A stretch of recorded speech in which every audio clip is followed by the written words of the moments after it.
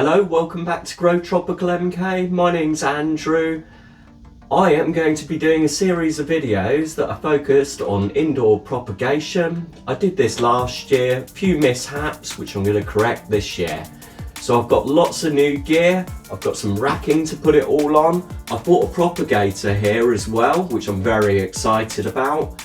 We'll look at a few other things on this journey, such as the types of soil that I'm going to be using, or compost, things to help the rooting systems of these plants get going. I've got all manner of my older propagators which I'll also be using. I've got some new lights coming, and that was another problem that I had with the lighting in my first experiment. It was just subpar, there wasn't enough of it. I think I'll keep the series name simple and call it Seed Start, because that's exactly what I plan on doing, germinating all these different tropical look seeds from all over the world.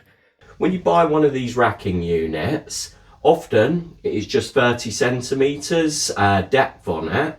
I've gone for a 60 centimetres depth because I know that that will be able to hold my propagator on it. Another thing with these types of racking, it's often a material used for the shelves is either it's often MDF. You're propagating, there's going to be water going everywhere. And the problem with MDF and water, it doesn't mix well. So I'm looking to waterproof it. I've gone through a few different things and I've come up with an idea of vinyl wrapping it. So what I'm going to be doing in this first video is getting my setup started by vinyl wrapping this racking. Let's go.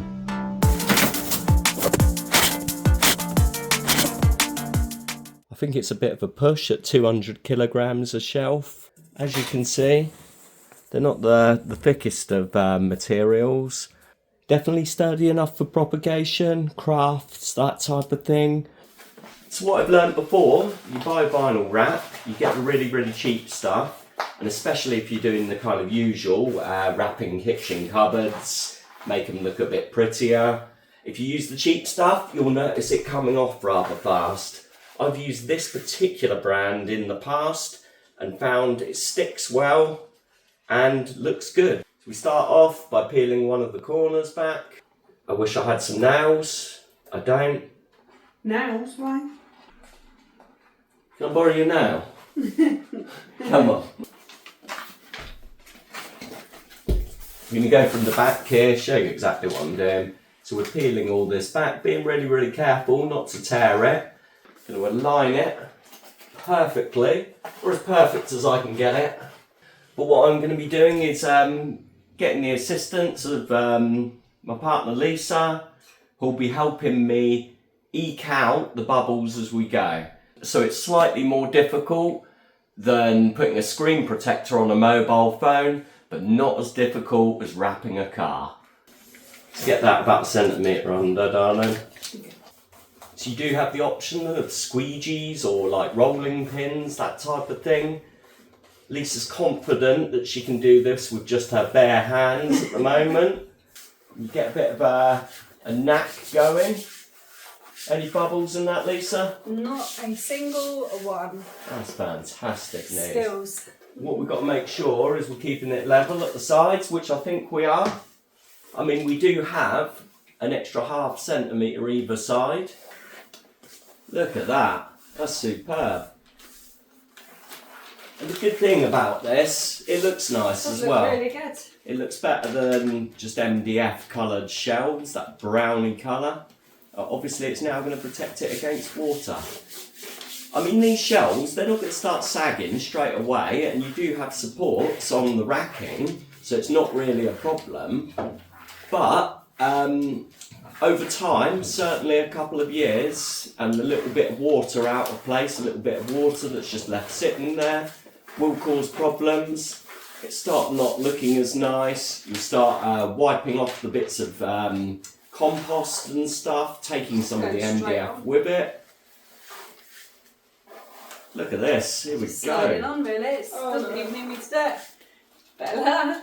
Now that we've got it started. Yeah, I think it's just the initial starting process is a little bit where you need support really, isn't it? Yeah, it's a little bit tricky to get going But once you've mastered it, maybe you should keep your pets out of the room when you do this type of thing. And that turned out really, really well. Now we need to take a Stanley knife. Oh, don't cut the bottom of the floor. Obviously I'm not going to cut the bottom of the floor. That'd be really stupid, wouldn't it? So you're going to get something underneath this. Use anything that you've got at hand. There we go. I'm not going to be too fussy about getting a straight line here. Obviously if you've got a bit more OCD than I have, you might want to line this up perfectly. But that'll do in my opinion. Amazing. So this protects all the sides as well, and I wasn't expecting that. I was expecting it just to cover the top because it was 60 centimetres. But what I didn't account for, obviously the racking's a couple of mils wider than this, so fits perfectly. This is no bubbles in it, so I've done a good job. You have done a good job. So wrap, wrap, wrap. Fold over these corners. Perfect. That took about 10 minutes for that first shelf. I am confident that we can get the next shelves done within a couple of minutes each. Enough over the edges? I'd say there is. We find that lifting it up at this beginning part is quite crucial. And pulling the plastic off the back as we go. Oh, come back. This is what happens when you think you're this is what happens when you run before you can walk. Slow down, Lisa, you're not on the moon yet. See, as you can see, it's definitely more forgiving than a mobile phone screen. It's lucky you get 3 of those things in a pack, because normally I screw up at least one before I get it right.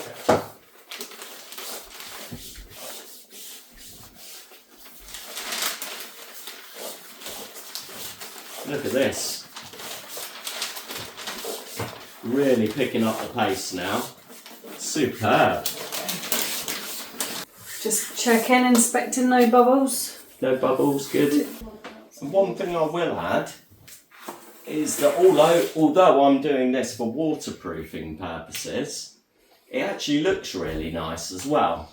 So if I was to buy a pre-wrapped one of those racks, which you can't, well, not that I could find anyway, you could buy plastic ones, which is a very good option, but I couldn't find plastic ones with that 60 centimetres that I needed to hold the propagator and to ensure that my light got maximum coverage, because that thing does 4 feet by 2 feet, which is in centimetres, I think you're talking 120 centimetres versus 60, so it's the exact size needed for one of these. Because of the split in the middle as well with this racking, you could actually have it as 2 units at this sort of height. Obviously you could miss out some of these layers, and depending on your needs, choose how you're going to set it all up. What I'm thinking is if I have a shelf right on the top here, I can use that for storing things like perlite, my soil mixture, all of those type of things. Then little speckles of soil fall on the ground. Ted, the robot, will be there to clear all that up, as he can get underneath it as well. That's absolutely brilliant. These shelves are definitely not necessarily in the right places. I'll amend that as I go and look at the lighting setup, how big the propagator is, and allow for enough space to optimise the amount of light getting to my plants. I've got some cheaper grow lights, which I bought off Amazon a couple of years ago, and I think they'll do fine at lining one of these smaller shelves. I could have got away with less vinyl wrap as well. I'll post a little link because I know they do it in various sizes from about 2 meters. The widths as well, you don't have to have 60, you can have 30 or 45, completely up to you. But yeah, I'll post the link, I'll post a link to the racking. Next episode should get a little bit more exciting because I'm going to be opening my new VitaPod propagator, as recommended by Eddie at Wheelie Tropicals. Well, he didn't actually recommend it. He said it may be a bit overkill, but he sold it to me, that's for sure. So I'm looking forward to getting on with the next episode, where Eddie from Wheelie Tropicals will also be making an appearance. I'll look to bring in other collaborators who are involved in seed propagation of the tropical nature through the course of this little mini series, or we'll see how it goes really. But yeah, join me on the next one. Things are going to get more exciting than just vinyl racking in preparation for propagation.